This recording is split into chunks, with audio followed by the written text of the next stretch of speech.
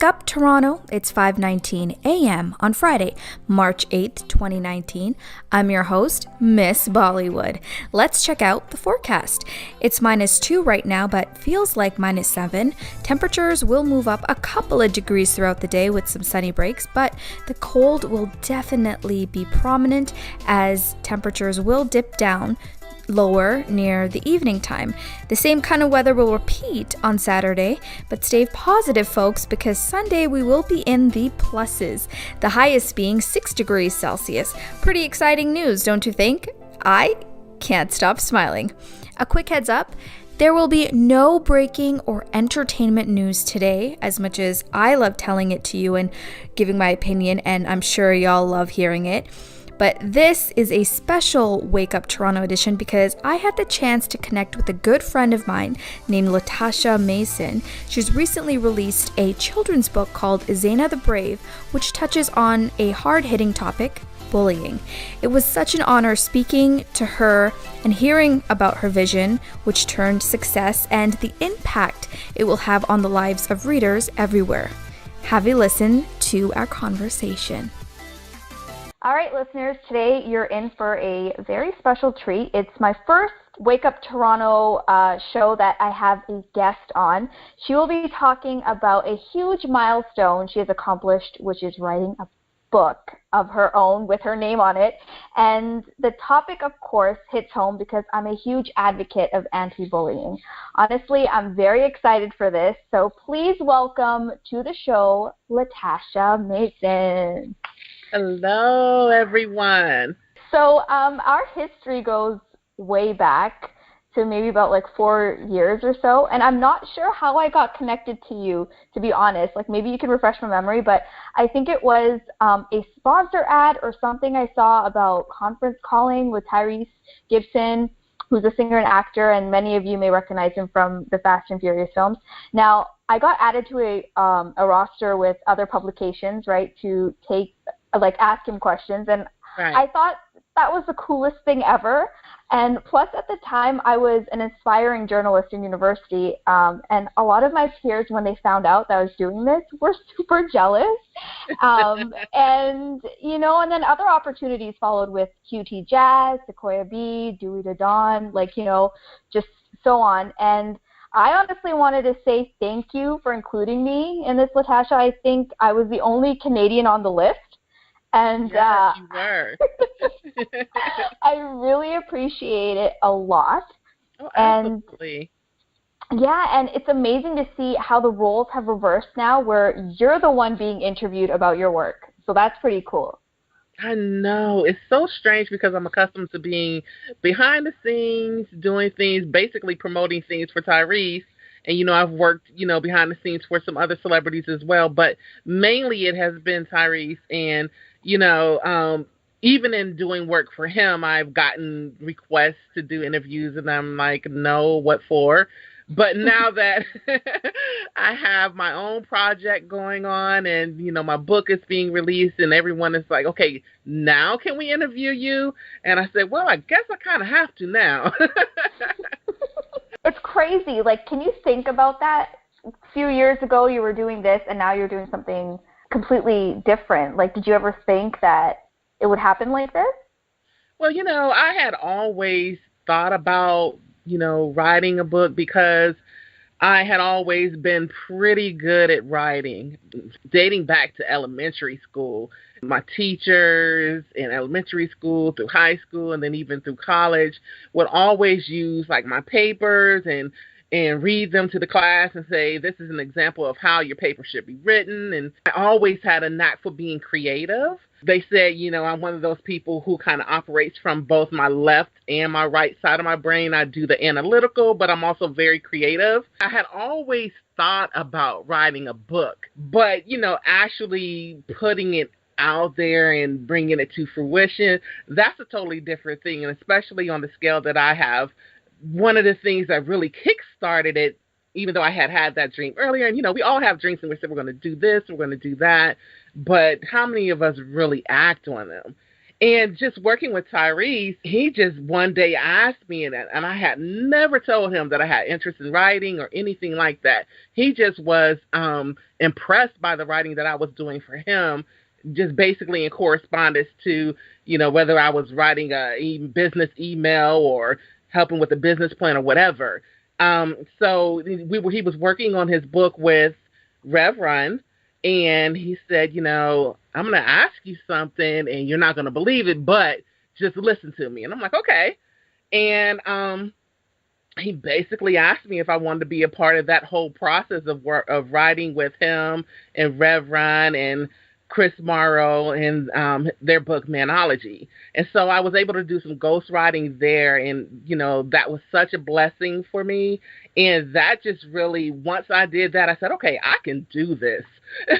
Yeah, I was just going to say you were a ghostwriter, like I heard about that. And to be honest, even as a writer myself, as authors, it's a completely different thing. Like, you can write for somebody else, and then when you write for yourself, it's a whole different feeling. It's like your baby. It really is. You know what I mean? Let's talk about the idea itself. When did that light go off for you that you are going to sit down and write this book? And was it an easy story, to pen, or did you have writer's block? Because, girl, I get that a lot. As it relates to this book specifically, I actually didn't get writer's block, but in trying to start something, I had wanted to write a book, and I had started maybe 3 or 4 different books and couldn't really get into the groove of it. I couldn't keep my focus. I was getting writer's block. I wasn't liking what I was writing. I never thought any of it was good enough. And then, I wasn't putting enough time into it because I was still doing work with other projects, because I still was doing things with Tyrese, and then I was also battling with things with my health. So it was very difficult. And then I said, I'm going to do something that's not going to take as much focus, not going to take as long to write, because I need something, especially with the health issues that I've been dealing with, I needed something that was more flexible. And so that's when I started contemplating maybe doing the children's books, because those aren't required to be long. Not to say that children aren't smart or anything, but you don't have to put a whole lot of thought into it. You just have to be able to use creativity, use your imagination, and be able to think, in a child's level. And so I had started contemplating doing a children's book. And I was working on a project with a few attorneys, and I was working with my current illustrator of my book. He was doing our logo for the show that we were going to be doing, called The Law Squad. We just really meshed well. It seemed like everything that I communicated to him, he was able to visually bring it to life through his illustrations. And something just clicked. And I said, wow, I wonder if he can do this with me with a children's book. I really think that this will set it off if I'm able to also have an illustration. And then I started seeing all these news reports with children that were committing suicide, that were shooting up schools and everything, and it linking back to kids being bullied or being ostracized. And that really just hit home for me, because when I was a child, I also experienced bullying. And so that's where the idea all came about. I said, okay, this is what I'm going to do. I'm going to do a children's book regarding bullying, and I'm going to have him help me bring it to life visually. I'll do the writing, and he'll do the illustrations. And I asked him, while we were still working on the other project, I said, I'm thinking of doing a children's book, and I would love it if you would do the illustrations for me. And he said, absolutely. And I don't even think it was 6 months later, and I sent him a text, or it was either a text or an email. And I said, are you ready to do this? And he said, yes. And, that's where it started. Honestly, I have to say, I got a chance to preview your book, and I loved the illustrations. It's so colorful, bright, and I don't know, like, there's something that I noticed in particular, and I don't know if this was on purpose, but there's like this red robin in most of the pictures, like this bird, and yes. I interpret it as, like, Zaina's guardian angel or friend. Now, I don't know if this reoccurrence was intentional or does it have like a meaning or anything? Wow, you actually hit the nail right on the head. Most people, it's actually a cardinal. Most people Oh, thought that because I'm from Ohio and the cardinal is the state bird for Ohio, they thought that's what that meant. But oh, no. So my brother, one of my brothers, passed away a few years ago in 2011. oh. And when he was buried in a red suit. And it seemed like after his death, whenever I was, going through something or even just thinking about him, I Mhm. would see a red cardinal. And when we were talking about, doing the book, and I said, this is something that I know he would be here, with me, supporting me on this. I have to make sure that I pay homage to him. I need to make sure that he is represented because I know he would, be here with me. And so that is something that I communicated with my illustrator. I said, whenever Zaina is really going through something, I want to make sure we have that red cardinal there. And, a lot of people aren't going to know what that means, but I know what it means. Yeah, of And course. so it ended up she was going through something almost the whole book. Book, And I yes. said, well, it just makes sense to include it on all of the pages instead of, because I started noticing when I was having people kind of view the book, the previews or whatever, that's one thing that everyone was picking up on. And Hmm. so I said, let's include it, in all the scenes. See, like, I love reading books. Like, as much as I love writing, in my spare time, right before bed, every day, I just delve into a book. It just helps me, calm me down. And I also am a journalist, so I tend to, like, look at things and dig deeper. And Mhm. then I also have like a film degree, so like when I'm watching movies, you look for these hints, these clues, things that directors put in, people that don't notice. So this is the first thing that caught my eye, that this bird was in Yeah. every picture. And to me, like, I also have a literature minor, so I go a little bit into studying possible meanings, like, the author might have had some importance to have included it. So I guess I Right. kind of nailed it. I guess not really, You did. And everyone keeps bringing it up, and they're like, I don't want to give it away, but, and they're like, oh, every page I'm like searching for it. it's like, where's Waldo? Right. That's what everyone keeps saying. Oh, wow. I'm glad I'm with, the majority on that. That's great. I really also, I don't know if because you wrote this children's book in general, usually not a lot of them are rhyming, but this one in particular, I actually love that take that you did, putting the rhyming into it. It kind Thank of, you. had a flow with the storytelling. It was great. Thank you. Yes. A lot of people don't know this about me, but when I was in my younger years, teenager, I What? You're actually only used to 20. What rap. are you talking about? I used to rap. And even before that, I always had written poetry. I always had a knack for rhyming.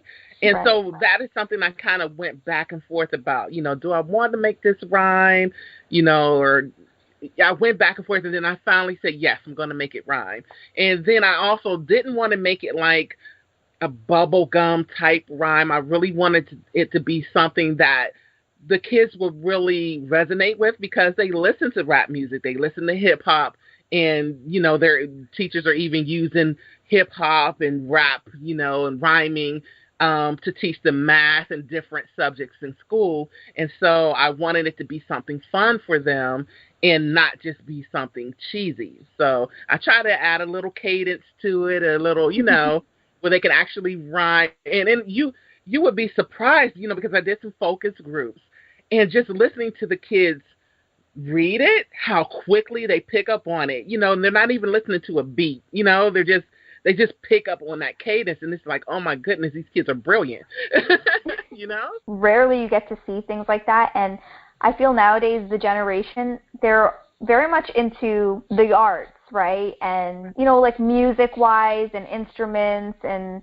just all of that. They kind of explore it, and I feel like it's a better teaching method too. It like sticks with you. Like, you know, you have acronyms which helps you remember certain words and definitions. So this is a great, you know, have a book about that. I was so intrigued. I was like, this is different. It's not your typical, you know, book. Yeah. I've read somewhere that some of the events and even characters, I think you mentioned this in an email, but were based off of real people in your life. Tell us a little bit about that. Right. So Zaina's story is heavily borrowed from my story. You know, like I said, when I was a child, I dealt with some bullying.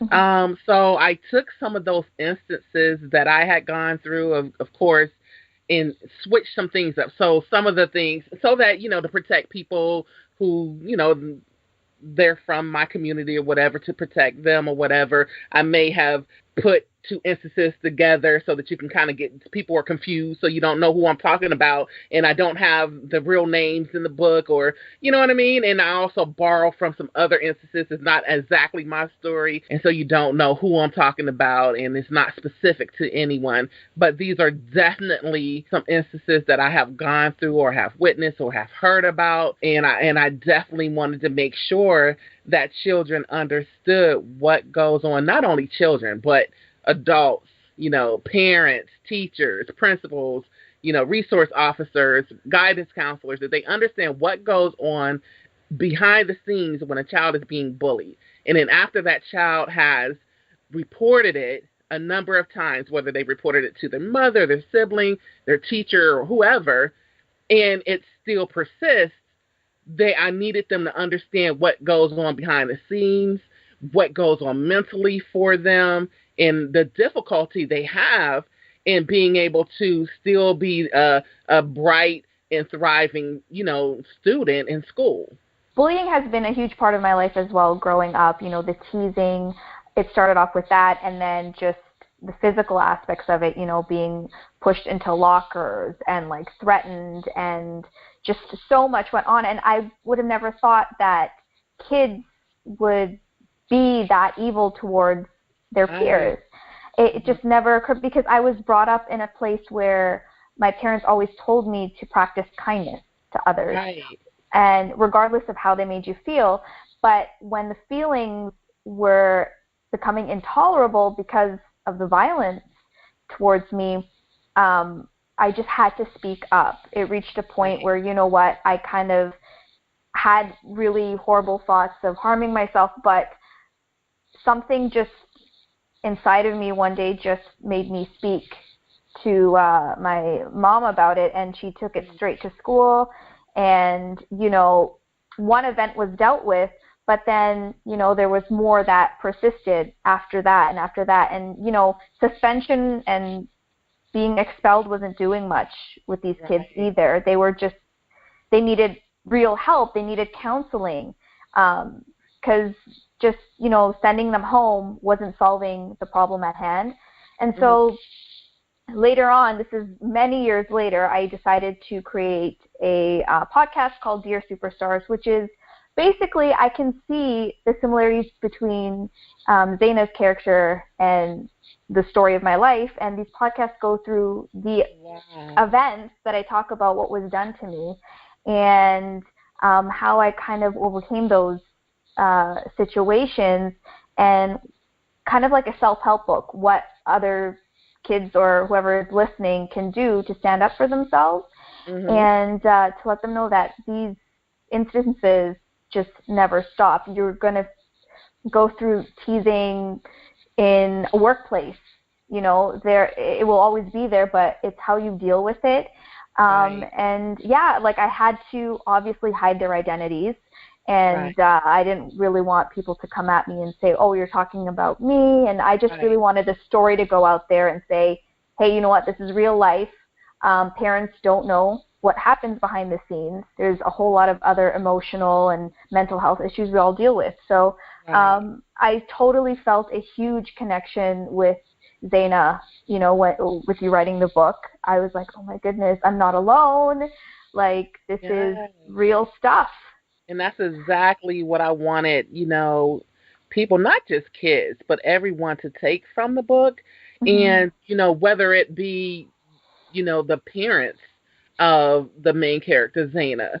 I get a lot from a lot of the girls. Oh my goodness, she looks just like me. You know what I mean? And that's exactly what I wanted to capture. I wish I could have my illustrator on this interview as well, because he would tell you, like, that is something I really wanted to hit home with. I wanted her to be relatable. I wanted little girls to be able to look at her and say, that could be them. And not only have little girls said that, I've had young ladies that are in college or in high school say, that's how I looked when I was a little kid. She's so cute, Or I've had grandmothers and mothers say, she looks like my daughter, she looks like my niece, And that's exactly what I wanted. I wanted people to be able to relate to her. I wanted them to be able to feel her and really understand what she went through. And the kids that are actually going through that, themselves as well, to be comfortable in knowing that, okay, they are not alone. So that's why I wanted to have it speak from Zaina's voice, from a child's point of view.